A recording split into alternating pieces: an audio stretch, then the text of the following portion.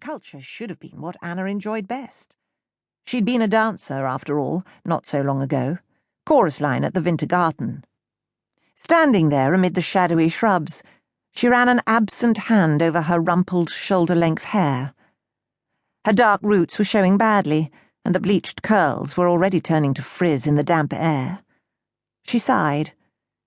It was hard to imagine a greater contrast between her previous life and the one she was living now. Her old friends would die laughing if they could see her. But then Anna's circumstances had changed drastically. And by some miracle, just as she needed to escape from a difficult spot, SS Obersturmführer Johann Peters, 6'2" with a jaw like granite and eyes as blue as the Baltic Sea, had walked into her life. From the moment Johann had come up to her in that dank little nightclub, she hadn't looked back. If it hadn't been for Johann, she might even have resorted to answering one of those depressing advertisements you saw in the newspapers. 54-year-old lawyer, pure Aryan, desires male offspring through marriage with young virgin, hard-working, low heels, no jewellery. So, when Johann had requested a dance, and shortly afterwards her hand in marriage, she'd taken him up on it without a second thought, even if it meant spending 6 weeks at bride school in preparation. The villa that housed the bride school had been occupied by a single Jewish family until it was transferred into the ownership of the Deutsches Frauenwerk.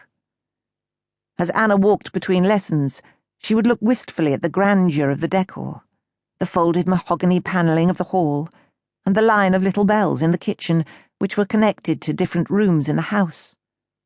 The whole place was full of colour: pistachio paint in the hall, almond white on the dado rails, and deep burgundy red in the library, which still smelled of leather and cigars.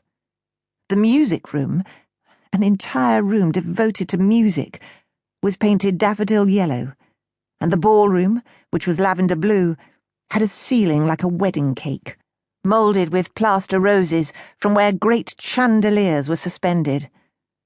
Anna liked to imagine the life that had existed there before, all the parties and the fun and the elegance. There were patches on the walls where gold-framed oil paintings had hung, and if you stood quite still, you could almost sense the family that had gone before, evanescent as a waft of perfume down a corridor, or the faint sound of laughter in the air. Now, though, the ballroom had been fitted with desks, and its damask curtains taken down in the interests of cleanliness. Cleanliness was all important at the bride school. Everything had to be hygienic and disinfected, smelling of soap and polish. Dirt, and all soiled traces of the past, must be scrubbed away. Dust was disgusting, the instructors said. It was almost un-German. Anna's dormitory, where 8 girls slept, was a long room on the top floor.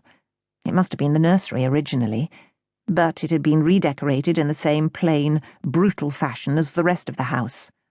Iron bedsteads flanked the walls, and the floors were bare boards.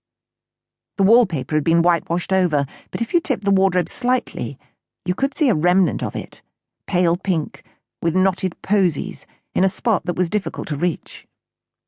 Anna was observant like that. She had an eye for detail. She always liked to know what lay underneath things.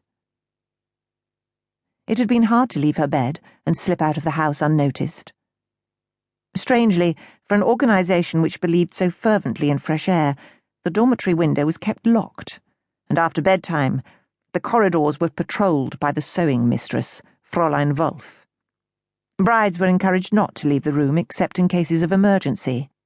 Luckily, the only person to notice Anna waking that night was Ilse Henning, a good-hearted country girl with a shelf of a bosom and a face as scrubbed as a pine table, who blinked at her in puzzlement, then rolled obediently onto her side. Ilse probably assumed, quite correctly, that her roommate was going into the garden to smoke an illicit cigarette. That much was true.